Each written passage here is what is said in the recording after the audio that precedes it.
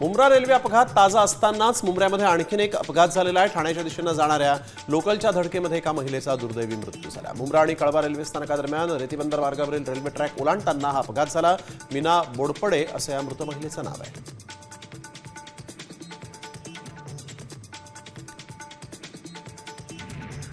लोकलची संख्या वाढवा, 12 ऐवजी 15 डब्यांची लोकल करा, अशा मागण्या प्रवासी करतायत। मुंब्र्यामध्ये झालेल्या दुर्घटनेनंतर प्रवाशांमधून संताप व्यक्त होतो आहे।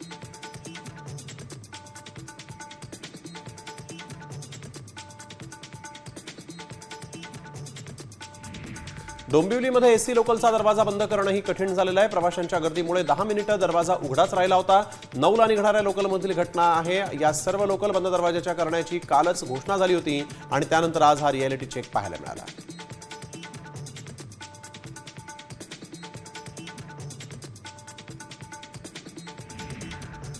मुंबईमध्ये बॉम्ब स्फोटाची पुन्हा धमकी देण्यात आली। सुभाष सिंग नावाच्या व्यक्तीने ही धमकी दिल्याची माहिती मिळतेय।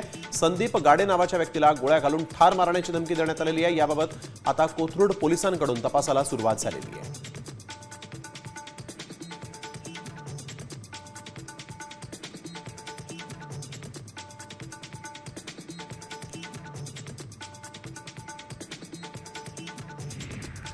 वैष्णवी हागवणे आत्महत्ये प्रकरणातील आरोपी दीर सुशील हागवणेला पुणे पोलिसांनी ताब्यात घेतलेला आहे। बनावट कागदपत्रांच्या आधारे पुणे पोलिसांकडून शस्त्र परवाना मिळवल्याचं वास्तव उघडकीस आलं होतं आणि या प्रकरणी कोथरूड पोलिसांनी फसवणुकीचा गुन्हा दाखल करत त्याला आता ताब्यात घेतला आहे।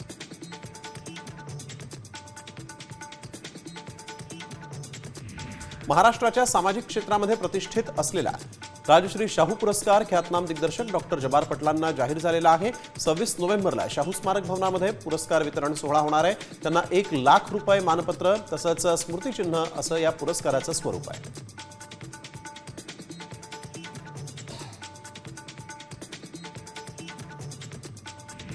सोमवारी महाराष्ट्रामध्ये एकूण 65 नवीन रुग्णांची नोंद झालेली आहे। यामध्ये सर्वाधिक 26 रुग्ण पुणे महानगरपालिका क्षेत्रात, मुंबईमध्ये 22 तर नागपूर मनपा हद्दीमध्ये 4 रुग्ण आढळलेले आहेत। रुग्ण बरे होण्याचं प्रमाण जे आहे ते 58.4% इतकं आहे।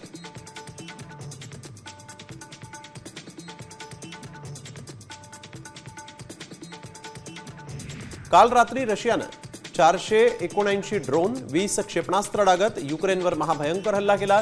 युक्रेनवर आतापर्यंतचा हा सर्वात मोठा हवाई हल्ला होता। या हल्ल्यामध्ये देशाच्या मध्य आणि पश्चिमेकडील प्रदेशांना लक्ष्य करण्यात आलं।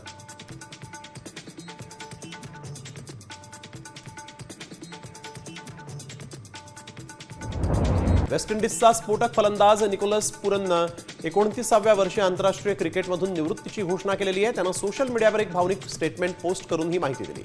हा निर्णय खूप कठीण होता, पण खूप विचार करून घेतल्याचं त्यानं सांगितलेलं आहे। त्यामुळे आता वेस्ट इंडिज क्रिकेटला काय झालंय असा सवाल विचारला जातोय।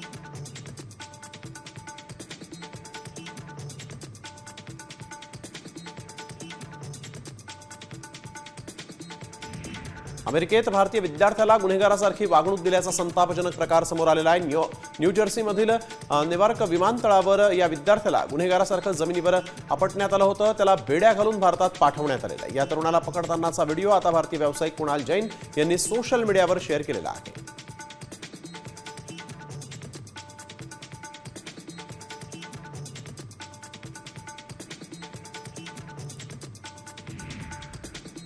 अजित पवारांच्या राष्ट्रवादीच्या वर्धापन दिनाच्या कार्यक्रमावेळेस गोंधळ उडाला होता। आमदार आणि नेत्यांसोबत आलेल्या कार्यकर्त्यांना व्हीआयपी गेटमधून प्रवेश नसल्यामुळे हा गोंधळ झाला। पिंपरी चिंचवड पोलिसांनी कार्यकर्त्यांना रोखण्याचा प्रयत्न केला।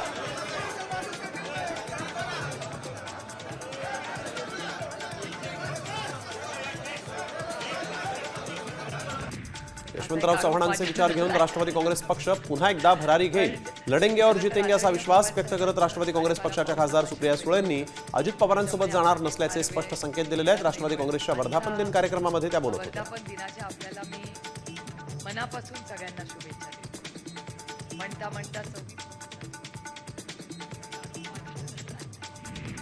पुण्यामध्ये राष्ट्रवादी शरदचंद्र पवार पक्षाचा वर्धापन दिन सोहळा पार पडलाय आणि यावेळेस राष्ट्रवादीमध्ये फूट पडेल असं वाटलं नव्हतं, असं वक्तव्य शरद पवारांनी केलं। कोण पक्षातून गेलं त्याची चिंता करू नका, सत्ता येते आणि जाते त्याची काळजी करू नका, आपण पुन्हा सत्तेत येऊ असा विश्वास शरद पवारांनी व्यक्त केला आहे।